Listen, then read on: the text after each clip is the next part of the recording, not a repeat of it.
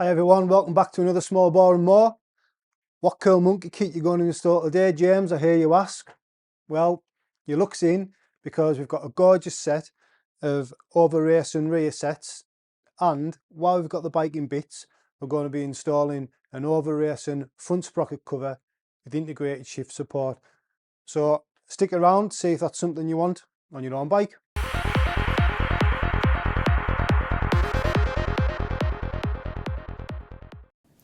I've been unhappy with the shifting of this little bike for some time now.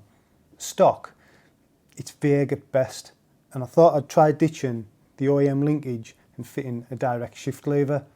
So I installed the Apico basic lever that you can pick up for about 25 quid, and I paired that with the Revolution shift support bearing, which are about the same price, and they bolster the selector shaft and also give a bit of protection that if I ever dropped the bike and the lever took a hit, then I guess being connected directly as opposed to a linkage means any impact will be transferred directly to that gearbox selector shaft, which probably isn't going to end well for the shaft.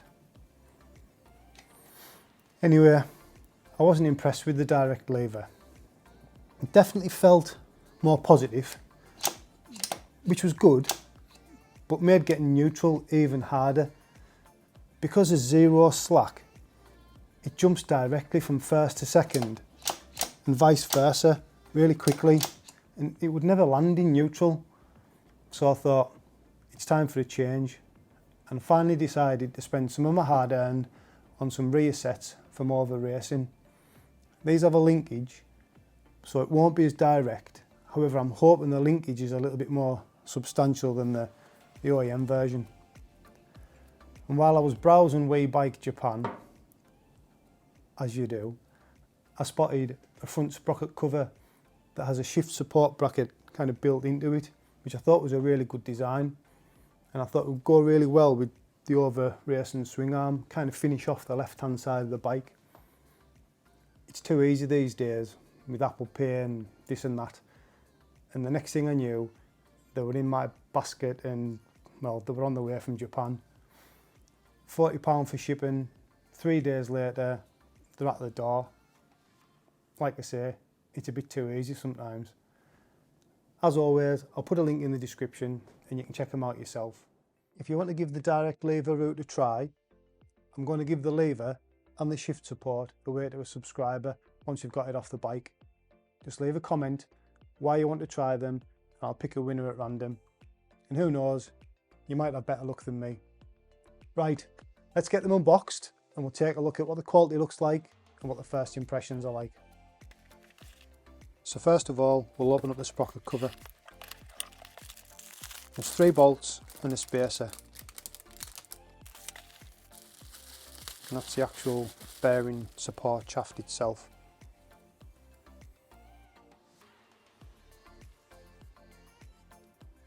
Looks really well made. Then there's a centre section, and finally we've got the cover itself. I love the attention to detail that Over Racing put into the products. It's really nice. It fits together like that. Instructions are in Japanese, nothing Google Translate won't sort. So into the Rearsets.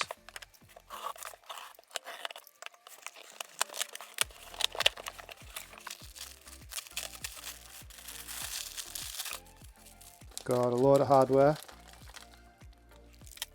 of course another sticker for the bench,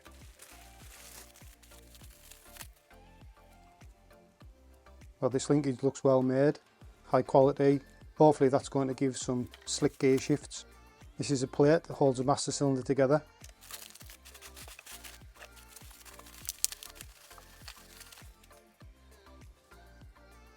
Wow, look at that, it's like a piece of metallic art. There's 4 different peg positions, so you can really dial in where you want the pegs to be.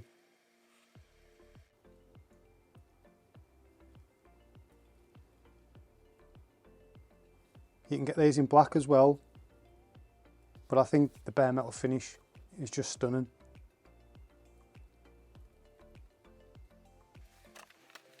Okay, that's what we've got.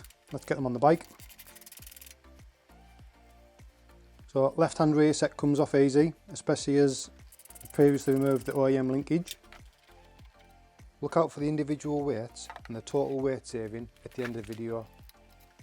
8mm socket to remove the direct shift lever.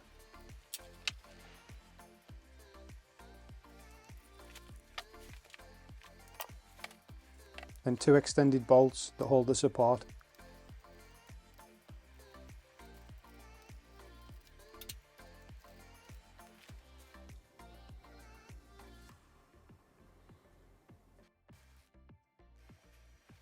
Two bolts hold the sprocket cover on.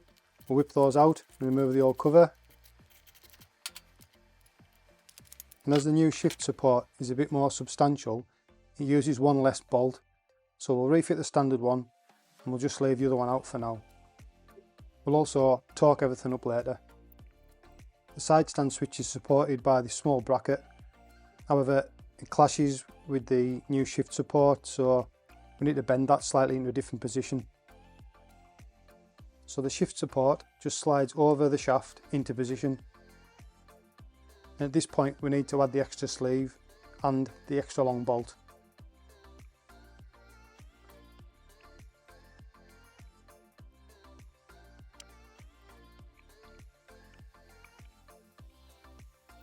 Refitting the modified bracket now holds the wire without fouling the new hardware.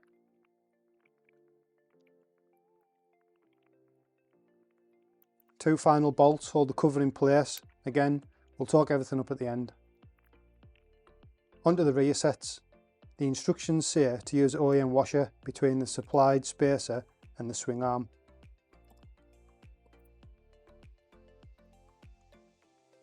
The lower sections held by 35mm long 6mm Allen bolt. We won't be tightening it all up until we've got the other side done. Connect the linkage up. Again, there's different mounting points to adjust how much movement you want the lever to do between gears.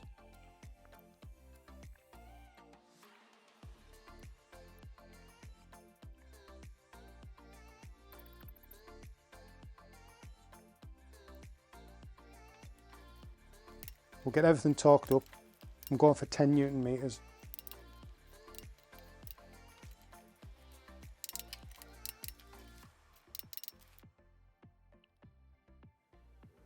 You can see just how much higher the new rear sets are compared to the stock ones.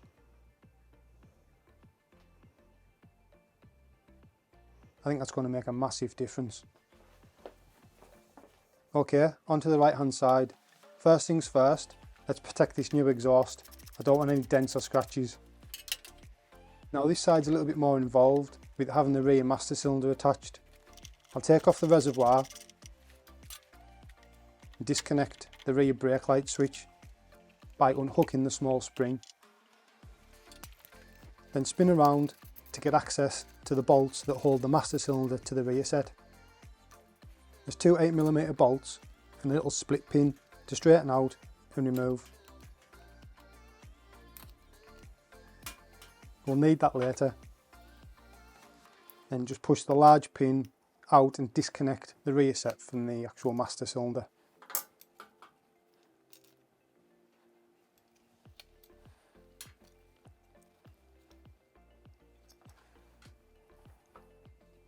So this is the only thing I've been a little bit disappointed with. The OEM brake line's routed through these two guides, but as the master cylinder is now much higher up on the bike, it's not quite long enough. You could probably stretch it, especially if the chain adjustment was fully in, but we're fitting some hell braided lines when we change to the Brembo calipers. So right now I'm happy to remove the line from one of the guides and we'll create enough slack to work with the new rear sets. This will obviously need bled, but I'm not going to show that just to save time on the video. As you can see, it just misses out the front guide. This is the little bracket that the master cylinder attaches to, using two countersunk bolts and two of the smallest spacers.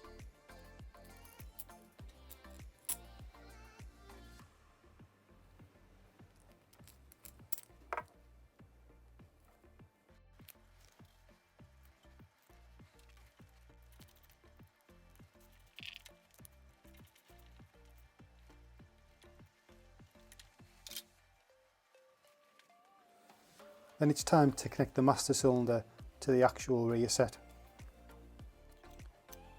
Just attach it by sliding it through the master cylinder connector and use a split pin from before. Neaten the pin up so it's nice and secure. Using a little bit of low strength Loctite, the small bracket that's connected to the master cylinder is now connected to the rear set itself.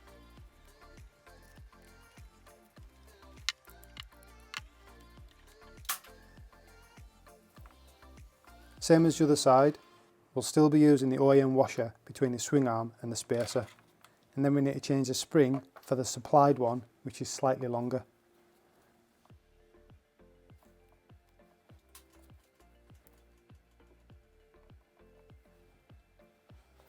Once connected, drop it through the hole in the top and reconnect the other end.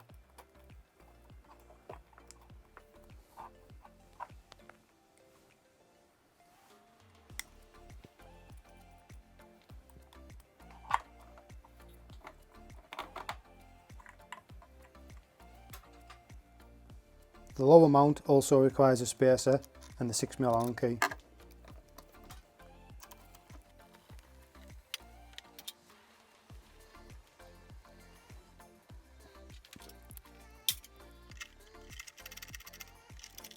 Reattach the reservoir and fit the axle nut. And we're going to torque this to 54 Newton meters.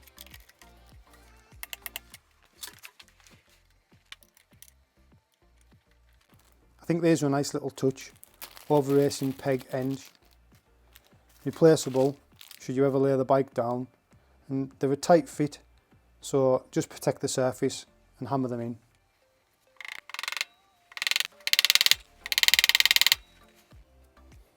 I think they just finish them off. How class is that? I think the finish really suits the swing arm and the bike. What can I say?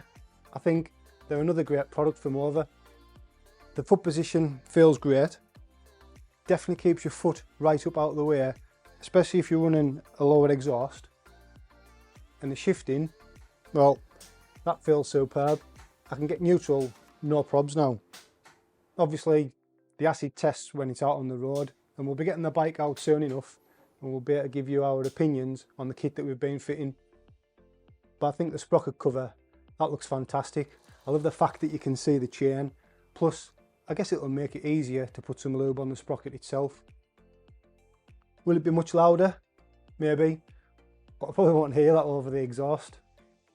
And then I guess there's the weight saving, 0.8 of a kilo, which it isn't massive, but on these small bikes, it all adds up.